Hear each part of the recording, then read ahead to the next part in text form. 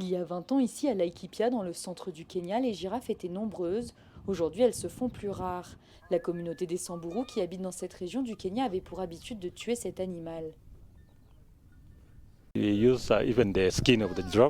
Nous utilisons même la peau pour en faire des médicaments. On avait pour habitude de cuire la viande, de brûler la peau, puis l'utiliser comme médicament. C'est pour ça qu'on les tuait. Tuer une girafe permettait de nourrir une famille entière pour une semaine. Au fil des ans, les girafes réticulées, la sous-espèce qui vit dans cette région du pays, se sont faites de plus en plus rares. Des études récentes montrent que la population a chuté de plus de 60% en 20 ans. Simon et son collègue sont des chercheurs, ils analysent le comportement de l'animal. Les données récupérées vont leur permettre de mieux comprendre l'espèce. Il y a eu beaucoup d'études de fait sur les lions, les éléphants ou d'autres animaux. Mais en revanche, on sait très peu de choses sur la girafe.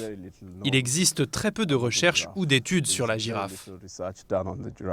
À l'échelle du continent, le nombre de girafes a diminué de quelques 40% entre 1985 et 2015 pour atteindre environ 98 000 individus selon des chiffres rassemblés par l'Union internationale pour la protection de la nature. Une chute qui a poussé 6 pays africains à proposer une nouvelle régulation sur le commerce international des girafes. Mais certains experts sont sceptiques. Analysons d'abord l'ampleur de ce commerce sur le continent, ou est-ce international aussi, ou les deux? Est-ce que c'est vraiment destructeur pour l'ensemble de la population?